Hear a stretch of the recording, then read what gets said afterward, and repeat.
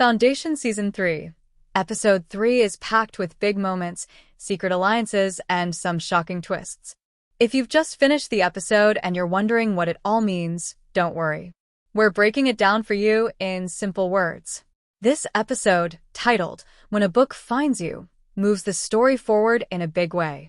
It begins with a secret alliance between two powerful characters, Brother Dawn and Gul Dornick.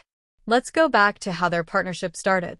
3 years ago, Brother Dawn visits a hidden library to look for a rare book on psychohistory. That's Hari Seldon's science predicting the future of large groups. The book is banned, but Dawn is curious and brave enough to search for it. That leads him to a meeting with Gul Dornick in a small tea shop. She's surprised but calm, even when she realizes who he really is. Dawn tells her he's fascinated by psychohistory, and she sees that he truly wants to learn. They agree to work together, not for the Empire, but for something better. Gul even offers to be his way out if things go wrong. This moment sets the stage for everything that follows. Now, let's talk about the Mule, the dangerous villain who is quickly gaining power. Gul and Dawn try to stop him by planning to hold an emergency vote with the Galactic Council. They want to place Calgon, the Mule's planet, under enclosure. That would limit his control. But things get intense when Dawn decides to check things out for himself. Gul warns him not to meet the Mule in person. The Mule has mind powers that could control him. Meanwhile, on Calgon, Captain Han Pritcher and the Mallow couple, Torin and Beta, sneak into the Mule's party. It's a flashy event with loud music, drinks, and a lot of strange characters. But it turns deadly fast. When Pritcher tries to approach the Mule, the villain attacks his mind without lifting a finger. Pritcher barely escapes. Torin and Beta stick around a bit longer.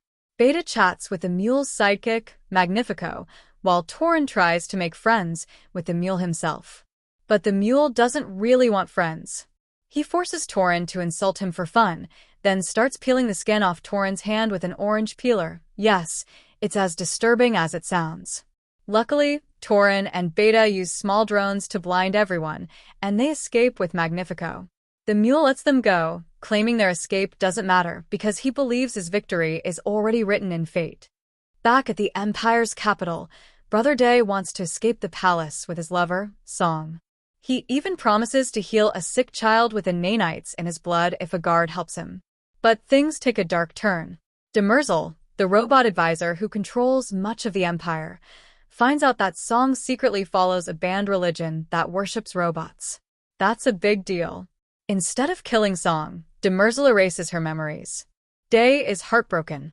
She was his one chance at a normal life, and now she doesn't even remember loving him. The episode ends with the three Clean brothers, Day, Dusk, and Dawn, sharing a rare moment of peace. They drink together and laugh, pretending for a moment to be a normal family. But tension remains. Dawn's plan to stop the Mule is rejected. Day won't risk looking weak. The Empire continues to fall apart. And the Mule?